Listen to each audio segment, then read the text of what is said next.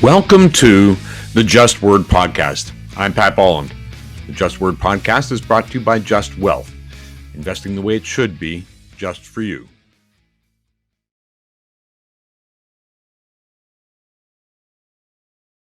Okay, I want you to close your eyes, cast your mind back to the first time you ever had a beaver tail. It was enchanting. It was for me, Rideau Canal, Ottawa, probably the 1980s or so. Well, get to talk to the Chief Executive Officer, Pino Di Ioia. Pino, in the introduction, I was talking about the first time I had a beaver tail. When did you have your first beaver tail? Good question, Pat. First of all, thanks for having me on. I really appreciate it. I was hired in high school or college, but for all intents and purposes, less like high school in Quebec. And I never had a beaver tail in my life. I had no idea what the thing was. This was 1987. And the founder trained me as a manager at their only store outside of Ottawa, which is the one in Montreal, and would not let me try one until the day before opening day. And literally, he wanted to make sure I had the management systems down right before I got swept up with the product. And I kept hearing stories about in Ottawa, people wait hours for these things and people love them and it's a cult following. And I couldn't even imagine what it was. And then it was the day before opening at the amusement park in Montreal, 1987 was the day I had my first beaver tail. And I still have probably one a week. Well, in fact, your business card says chocolate fanatic. Yeah, that's my favorite one, chocolate hazelnut. Yeah, funny enough, we were driving in the Ottawa Valley recently, and we came across the town of Killaloe. And it's the Killaloe sunrise that is actually my favorite of the Beavertails. So I said, we got to pull in. This has got to be the original store. I don't know whether it was or not. It is, and you're right. It was, oh, really? Because It was just a small little outlet. There were a few people lined up. You know, it looked at it like it had been there forever. So the founder and his wife, Pam and Grant Hooker from Ottawa, started originally from Killaloe, started this little thing at a craft fair, and then moved to the Byward Market. That was actually the second store, if you will. Oh, wow. And I had it actually right down on the Rideau Canal. Fantastic. Okay, how big is it now? 196 points of sale signed or open. There's only about a dozen that are in construction, so the rest are all open, and that's North America wide. Is it a franchise system? Number it is. One. Yeah, go ahead. And why did you go that way? We chose, franchising generally works for two reasons. Number one is if you have variables. So if you have a clothing store, well, the sweater is going to be the same for you as it will be for the next guy. So less variables, get the financing in place, and you open your own stores. You don't have to share any of the revenue.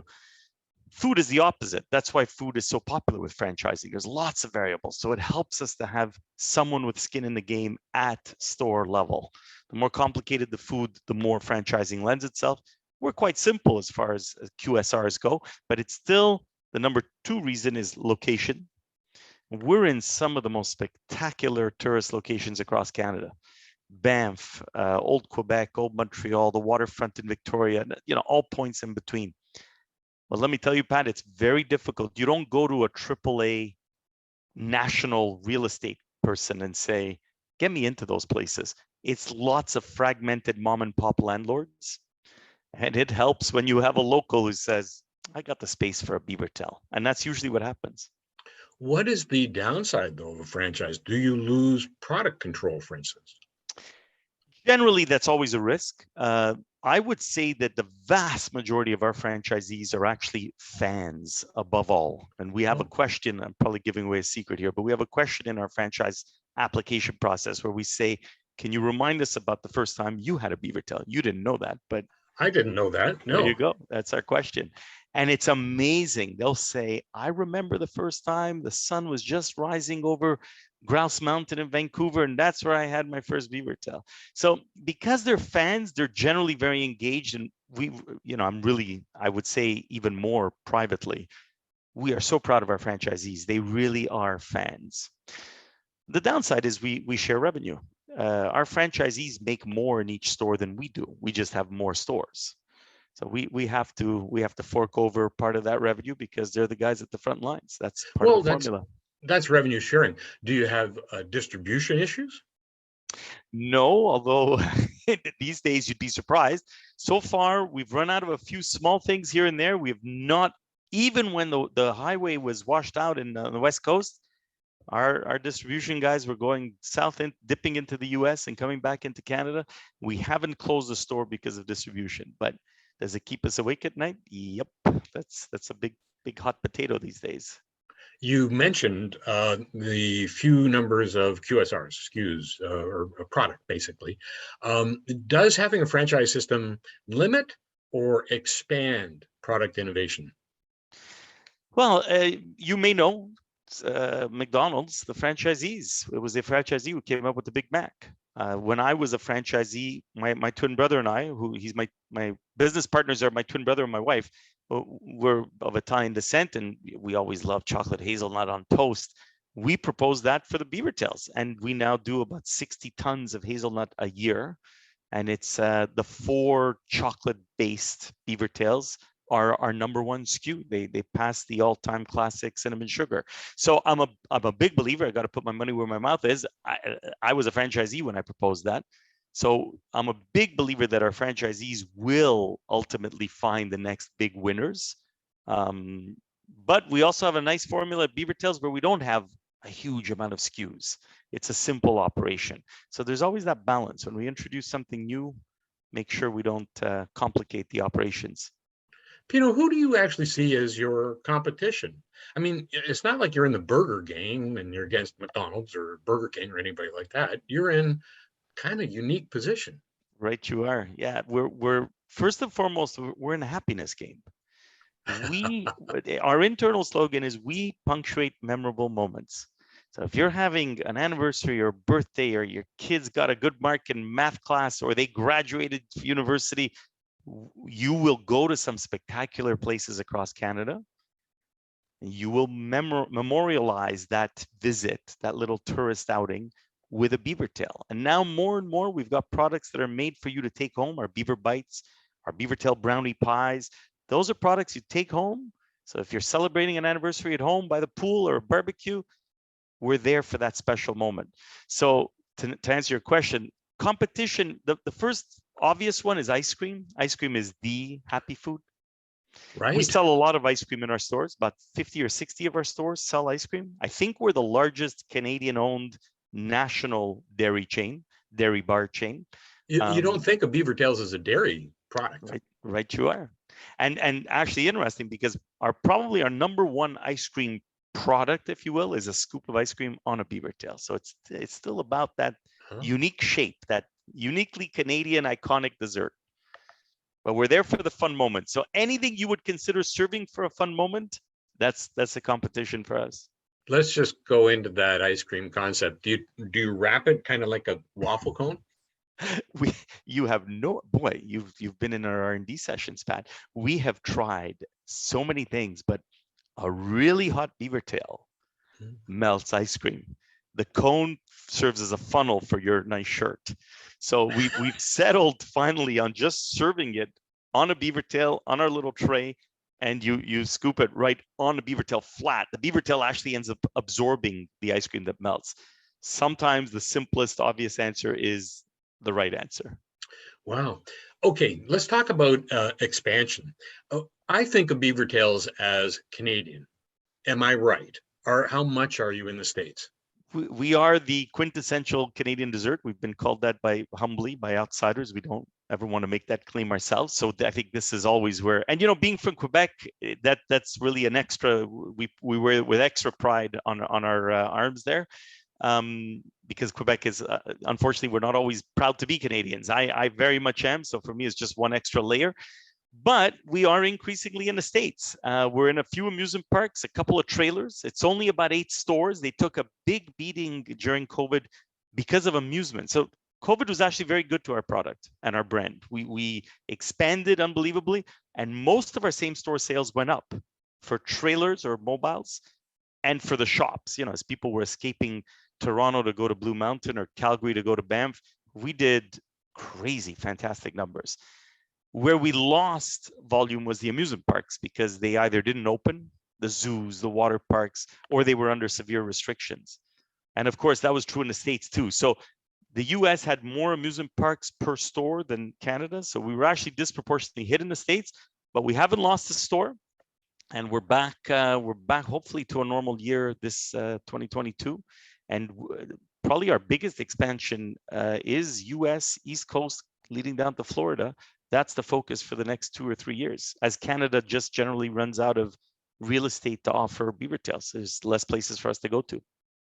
You know, it's interesting. I was involved many, many years ago in the expansion of Tim Hortons into the United States, and they first went to the border states because it was easiest to get their products across, and there was some kind of a crossover Northern America, U.S. people from and Canadians crossing over back and forth, and there was some familiarity, I guess.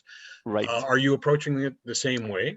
Similarly, because Florida is our big target, where we're culminating in Florida. But when you look at the amount of just Ontarians and Quebecers that go to the Carolinas and Florida, those tourist areas are 0.0 for us. So yeah, very, very much so. It's not border crossing, because Tim Hortons, you have that every day. So border crossing, you'll do that every day. We're the vacation, we're the tourist, you remember it. Yeah, you mentioned earlier that it's important to have locals on board, in part because they have access to real estate. And I know that the expansion of some other fast food restaurants in the past have been done through partnership. I'm thinking, Tim Hortons and Wendy's, or I don't know, there's a bunch of examples that are out there. Will you approach things that way, or try to find those unique places, whether it's a cabin at the top of Blue Mountain or something along those lines?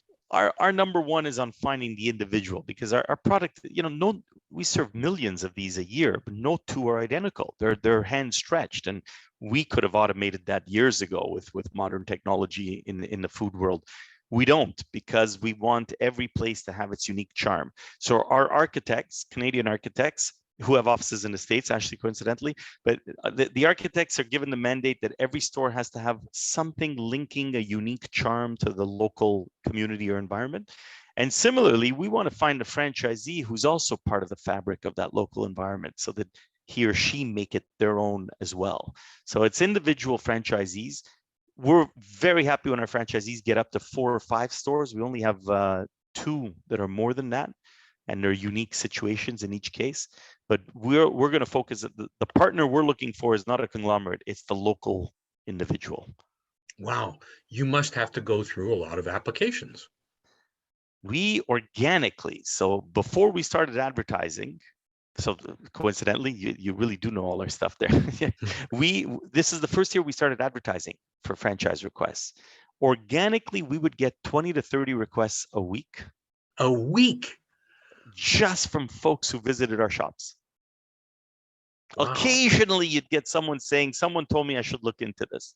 But mostly it's, love Beaver Tails. Why are you not in my community? I want your store. So almost ma and pa. Which is what we love. Absolutely. Yeah, absolutely. Wow. And now with the advertising, listen, we started advertising, and I think in the first 8 or 10 days, we turned it off, because we got just south of 1,000 applicants. You started advertising for franchisees. Funny you say that. I can't recall ever hearing, or for that matter, seeing a Beavertail ad. You don't have a big ad spend.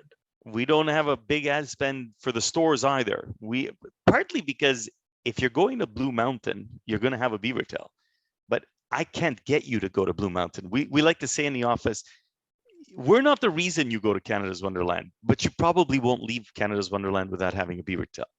And that's the same with Grouse and Whistler and Toronto Zoo and Granby Zoo in Montreal, and on and on and on. So really, our ad spend has been focused on each store in-store spending, but now more and more we're doing event-based advertising and a lot of digital advertising. Our channels, I don't know how many million plus view TikTok videos we have. Thankfully, my kids help me navigate that stuff, but we resonate really well on social media because it's such a unique product. What is your biggest challenge? Is it part of the expansion program? Is it quality control? Is it product innovation? What is your biggest challenge? So by far and away, it's always people. Getting a quality team together and getting quality franchisees. And for the hundreds of applications we get, you may not have the financing. You may not want to do this as a job. You want to invest. And while we're humbled and appreciative of that, we need someone who's taking care of the store. So if you're a banker and this is your little side hobby, find a manager who's actually going to own part of it with you, and we'll be in there with you. But people. Distant second would be locations. There's just a few prize locations in Canada and places we really want to be in, but it's just not the right real estate. It took us 20 years to get a spot in Banff. And that was the first spot we did in Alberta. Haven't looked back. We're in beautiful Waterton. We're in Canmore. We're in Jasper now. We've opening in downtown Calgary soon. Red Deer is on the books. Edmonton is on the books too. But that first one was Banff, and real estate in Banff, it was a local guy.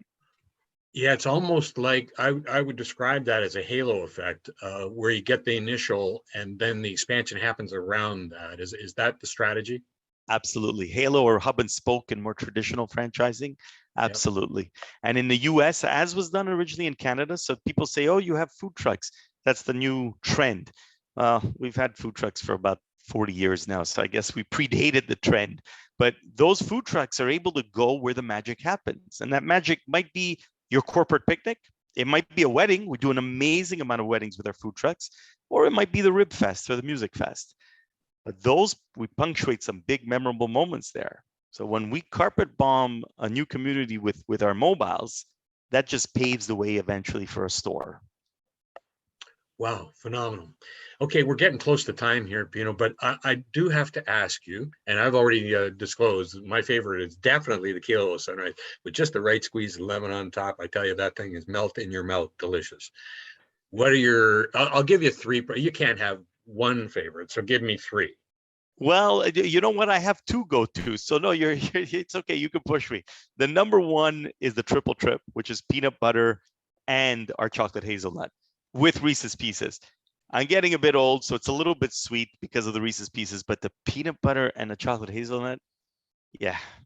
But the number two, and Killaloo comes pretty close because you're right. That one really, the unexpected lemon, the sweet and sour, yeah. Until you have it, you don't realize it.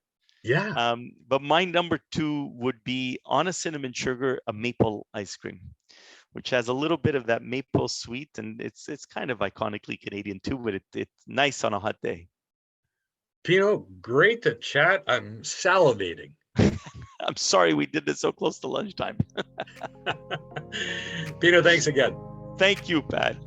Pino Di Ioia is the CEO of Beavertails.